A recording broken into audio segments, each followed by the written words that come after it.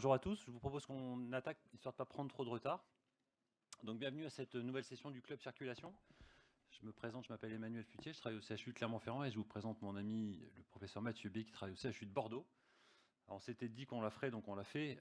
Comme vous l'avez compris, la session ne sera pas sponsorisée par les shampoings Head & Shoulders. C'est dit.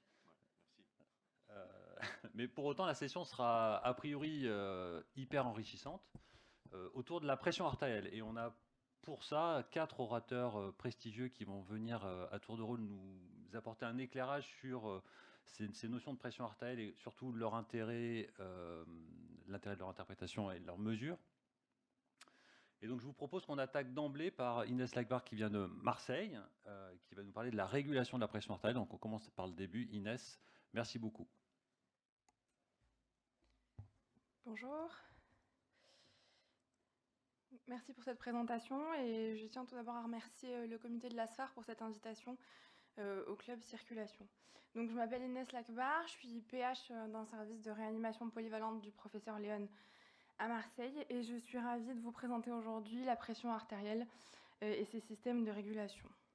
Donc on va commencer rapidement par un petit overview de ce qu'on va voir dans cette présentation ensemble. Donc la pression artérielle, c'est une variable biologique qui est très finement régulée. Cette régulation permet de la contrôler entre des normes physiologiques. Elle est mise en place par deux éléments essentiellement, une régulation dite systémique que l'on va voir ensemble, et une régulation régionale au niveau des organes. Celle-ci met en jeu le couplage véno-ventriculo-artériel ainsi que l'autorégulation au niveau notamment du cerveau et du rein. Nous, on va se concentrer dans cette présentation sur la régulation systémique. Cette régulation systémique, elle peut être vue en deux étapes.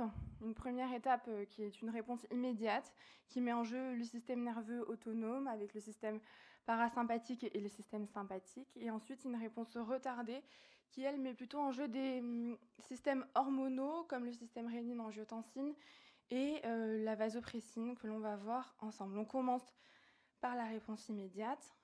Et le premier effecteur de la réponse immédiate, c'est le baroréflexe. Donc le baroréflexe, c'est une activation du système nerveux autonome, donc les voies sympathiques et les voies parasympathiques. C'est une activation qui est très rapide, puisque ça met quelques secondes à minutes à se mettre en place. C'est pour ça que ça fait partie de la réponse dite immédiate. Et on voit ça comme une boucle avec des afférences, des centres intégrateurs et des efférences. On va voir ensemble un schéma qui détaille cette boucle pas à pas.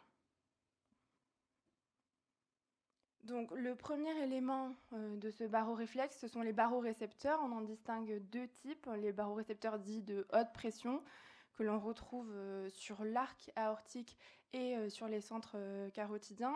Ces barorécepteurs sont sensibles à du coup, la pression et des variations géométriques vasculaires. Il y a un deuxième type de barorécepteurs qui sont dits cette fois à basse pression. Eux, on les retrouve sur les auricules, sur les troncs veineux et sur les troncs artériels, pulmonaires, pardon. Donc, ces récepteurs à basse pression, ils sont également appelés volorécepteurs, puisque eux, ils sont sensibles à la tension et l'étirement vasculaire, et donc, du coup, à la volémie. De ces barorécepteurs partent des influx nerveux vers les centres contrôle, donc les centres intégrateurs. Là, je vous ai dessiné, mais vraiment très schématiquement, les voies afférentes, qui sont représentées ici par le nerf 9 et le nerf 10, qui remontent vers le bulbe au niveau du tractus solitaire. Ce bulbe donc, a toujours une activité cardiovasculaire, qu'elle soit inhibitrice ou activatrice. Il y a toujours un tonus. On commence par décrire la voie inhibitrice, qui est la voie parasympathique. Donc ici, je vous ai représenté également assez schématiquement donc le nerf vague, qui a un trajet strictement extramédulaire et qui vient se loger littéralement sur le myocarde, dans les tissus adipeux, pour entraîner une activité inotrope négative et chronotrope négative. A contrario, la voie sympathique, elle chemine en intramédullaire et elle a deux sites, disons, effets ou deux sites cibles essentiels qui sont donc le cœur, à nouveau, exactement comme le parasympathique.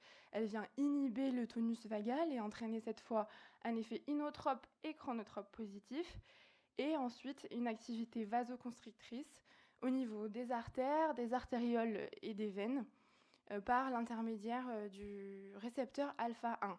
Parce que ce qu'il faut savoir, c'est que le neurotransmetteur essentiel de la voie sympathique, c'est la noradrénaline. Donc maintenant qu'on a vu cette... on complète. Cette boucle est complétée par l'activation de la glande surrénalienne et la production de catécholamine qui vient compléter cette boucle et faire un cercle vertueux entre guillemets. Donc maintenant qu'on a vu cette boucle, comment est-ce qu'on mesure ce baroréflexe au lit du malade ?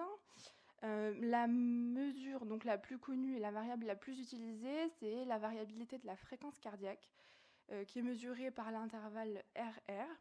Donc cet intervalle RR, ensuite, il peut être étudié à travers une densité spectrale qui définit ensuite 3 composantes de ce baroréflexe. Une composante dite haute fréquence, qui correspond à la variabilité de la fréquence cardiaque du fait de la respiration. Et cette haute fréquence est associée plutôt au système parasympathique.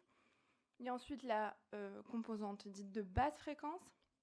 Celle-ci est plutôt rapportée à la fois au sympathique et au parasympathique. Et finalement, la très basse fréquence qui est plutôt le système sympathique. Par convention, le rapport basse fréquence sur haute fréquence correspond à une mesure, entre guillemets, de l'activité sympathique. On peut faire exactement également la même chose avec la pression artérielle, donc variabilité de la pression artérielle et de la pression pulsée. À noter qu'on peut également avoir une mesure directe de l'activité sympathique au niveau musculaire notamment, par mesure de l'influx nerveux par des électrodes. Ce sont des choses qu'on ne fait pas au quotidien, ça reste plutôt réservé à la recherche. Donc, ces éléments de mesure nous ont permis d'objectiver des dysfonctions évidentes dans les situations de choc et dans les situations de syndrome inflammatoire sévère. Donc pour la suite de la présentation et par commodité, on regardera surtout la dysfonction autonome dans le choc septique. Donc, il y a plusieurs études animales et humaines qui ont rapporté des données sur cette dysfonction, cette dysautonomie dans le choc septique. J'ai choisi de vous présenter celle-ci parce que pour moi, elle est assez marquante. Donc, c'est une étude dans laquelle ils ont pris des humains, donc des volontaires sains, qu'ils ont exposés à une injection d'endotoxine. Ce qu'on voit ici encadré en rouge, c'est l'activité musculaire sympathique. Et il y a donc différentes lignes, ça c'est baseline avant toute injection de quelconque médicament. Ici, c'est après vasopresseur et ici, c'est après vasodilatateur.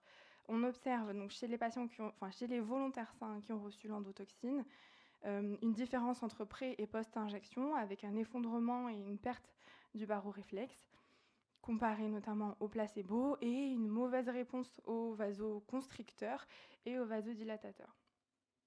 Donc cette étude permet de montrer que même chez le volontaire sain, juste après l'injection d'endotoxine, on a une perte du baroréflexe et une mauvaise réponse à des vasopresseurs et vasodilatateurs. Donc on a dit que cette étude a permis de montrer une dysfonction du baroréflexe qui passe par une réduction de la sensibilité des barorécepteurs, mais il y a également un shift dans le seuil du déclenchement des voies efférentes et une diminution de la réponse des organes cibles. Tout ceci, donc cette dysautonomie, est associée à la mortalité, puisqu'on le voit ici, il y a une différence dans les courbes de survie entre deux groupes. Donc ceux qui ont notre fameux rapport basse fréquence sur haute fréquence et la sensibilité du baroréflexe qui est effondré survivent bien moins que les autres. Cette dysfonction du baroréflexe, dysautonomie, peut persister dans le temps, et ce malgré une prise en charge donc, de réanimation qu'on peut penser optimale.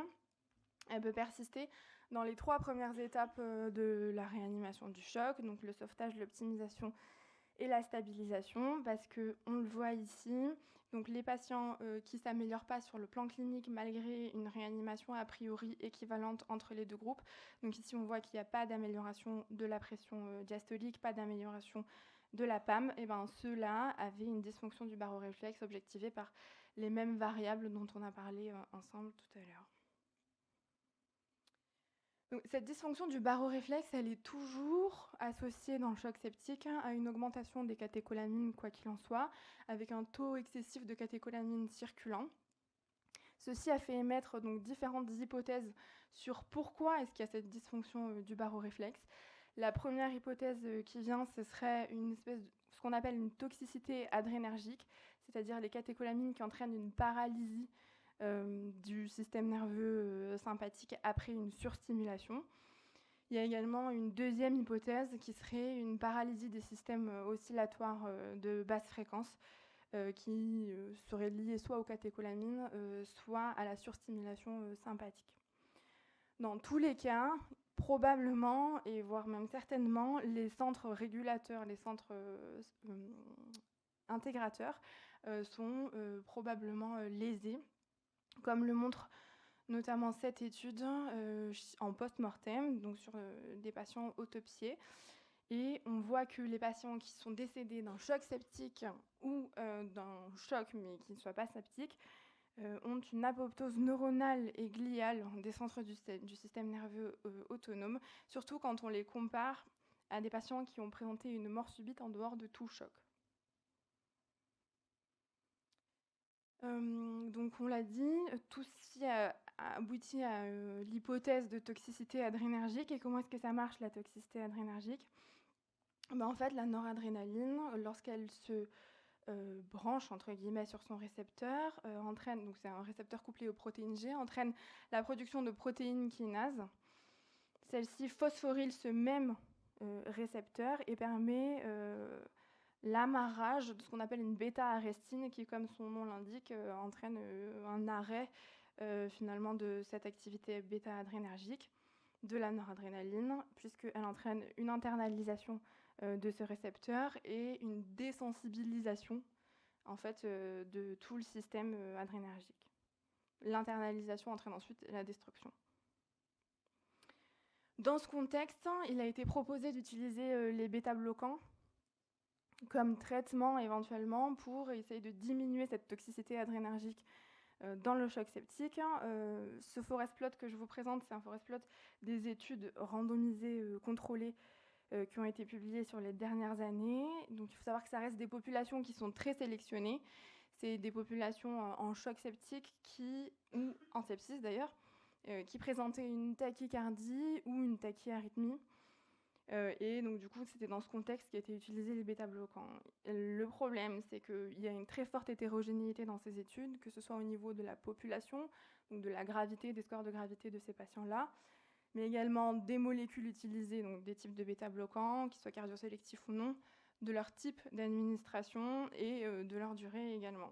Donc probablement que si c'est quelque chose à faire chez nos patients, il faudra le faire chez des patients très sélectionnés et il faudra poursuivre un petit peu la recherche pour essayer de trouver le profil type qui peut répondre aux bêta-bloquants.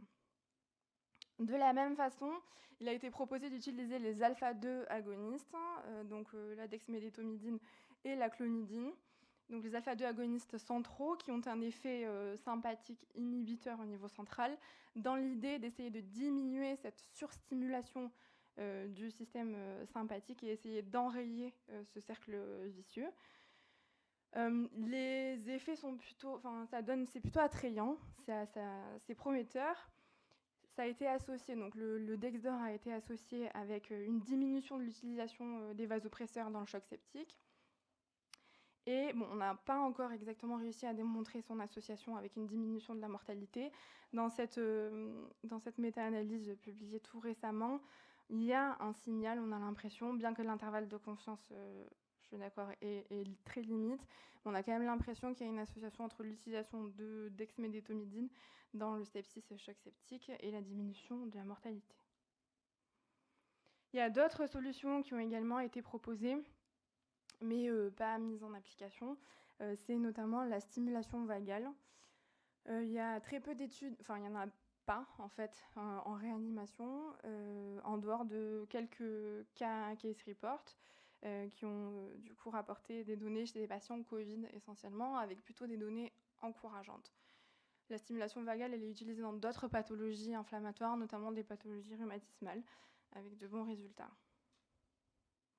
Donc on l'a dit, les autres solutions, c'est la stimulation vagale, et ensuite il y a des solutions simples, entre guillemets, qui passent par l'étape de décatécholaminisation.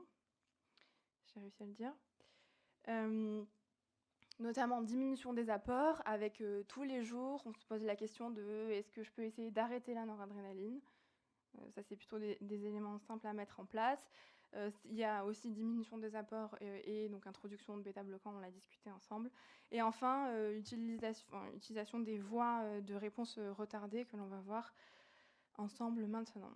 Donc, le premier effecteur, ou en tout cas celui dont on parle le plus souvent, c'est le système rénine-angiotensine, qui est déclenché donc, par des efférences sympathiques, la pression artériolaire afférente de l'artère rénale, et la charge sodée urinaire qui entraîne une production de rénine qui permet de cliver l'angiotensinogène hépatique afin d'obtenir l'angiotensine 1, qui est elle-même clivée en angiotensine 2 par l'enzyme de conversion produite au niveau pulmonaire. Tout ça, c'est très schématique, c'est juste un rappel. Et il y a un effet direct de l'angiotensine 2 sur les vaisseaux par une vasoconstriction et sur le rein par une réabsorption d'eau et de sel notamment. Elle entraîne également une production de vasopressine et d'aldostérone, et tout ceci par son récepteur AT1. La T2, c'est autre chose. Dans le choc, ce système rénine-angiotensine prend une voie alterne. Donc on sort de la voie classique par le fait que dans le choc septique, il y a une production d'enzymes de conversion qui est bien diminuée, voire limitée. Il y a des séries animales qui montrent qu'il y a une diminution de 4 à 6 fois de la production d'enzymes de conversion chez les rats, donc au niveau de l'endothélium pulmonaire, après injection de LPS. C'est la même chose sur les séries post-mortem chez l'homme. Et donc ce shift se fait vers donc production de peptides, qui sont l'angiotensine 1,9 et l'angiotensine 1,7, par l'enzyme de conversion numéro 2, donc qui n'est pas l'enzyme de conversion classique, et par la néprélisine également. Et donc tout ceci, ces peptides sont vasodilatateurs. Donc on se retrouve face à un cercle vicieux parce qu'on a une production de peptides vasodilatateurs qui entraîne donc une activation des efférences sympathiques. Hop, on déclenche à nouveau la sécrétion de rénine, l'angiotensine s'accumule. Quand elle s'accumule, elle shift vers la voie alterne. Donc quelle est la solution? Qu'est-ce qui a été proposé pour éviter ce shift vers la voie alterne et essayer de casser ce cercle vicieux? C'est l'utilisation d'angiotensine 2.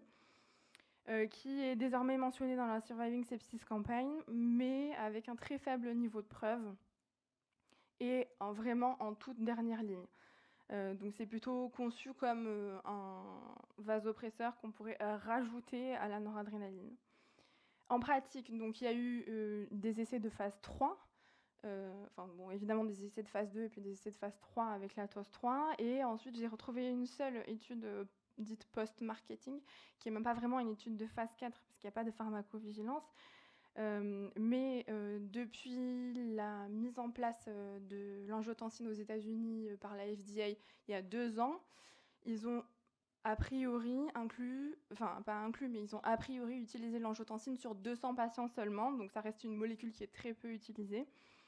Et les données qui sont rapportées sur l'utilisation post-marketing aux États-Unis montrent que les patients qui répondent à l'angiotensine survivent plus. Mais on n'a pas de groupe contrôle sans angiotensine. Voilà, donc finalement, on a très peu d'études, très peu de données. Elle est peu utilisée en pratique et probablement qu'il faudra à nouveau, là aussi, continuer à essayer de faire des RCT afin de répondre à la question de la place de l'angiotensine dans la prise en charge du choc septique. Enfin, et pour finir, la vasopressine. Donc la vasopressine, elle est produite donc par l'hypothalamus sous l'influx des volorécepteurs, mais également des osmorécepteurs centraux, donc au niveau du plancher du troisième ventricule. Une fois qu'elle est produite par l'hypothalamus, elle est libérée dans la circulation par la post-hypophyse pour aller sur ses sites effecteurs, donc par son récepteur V1A, ça entraîne une vasoconstriction, et par le V2, une réabsorption 2 par les aquaporines. Donc la vasopressine, désormais, elle est bien recommandée et sa place est plutôt définie, puisqu'elle est définie dans le choc, dans le choc septique réfractaire, en complément de la noradrénaline.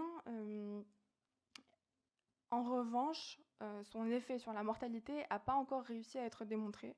Quand on prend donc l'étude la plus grosse qui correspond en fait à une IPDMA de tous les RCT qui ont été réalisés sur ces dernières années, donc à peu près 1400 patients, on n'arrive pas à montrer d'amélioration de la mortalité dans l'utilisation de la vasopressine, comparée à sa non-utilisation au placebo.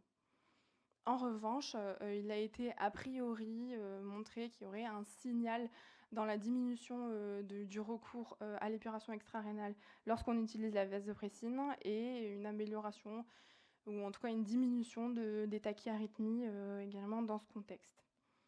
Donc sa place est plutôt bien définie. Elle a plutôt un profil safe, mais pour le moment, pas d'effet sur la mortalité.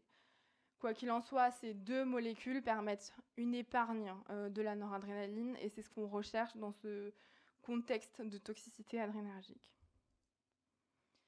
Au total, donc, la pression artérielle est finement régulée, on l'a vu. Il y a une franche dysautonomie dans le choc, avec une abolition du baroréflexe, une surstimulation du système sympathique. L'évaluation et la mesure de cette dysautonomie est probablement à intégrer dans une approche multimodale pour essayer de mesurer l'atteinte et la profondeur, entre guillemets, de cette dysautonomie, qui permettrait une personnalisation des thérapeutiques et notamment d'essayer de diminuer le recours à la noradrénaline dans ce contexte. Merci.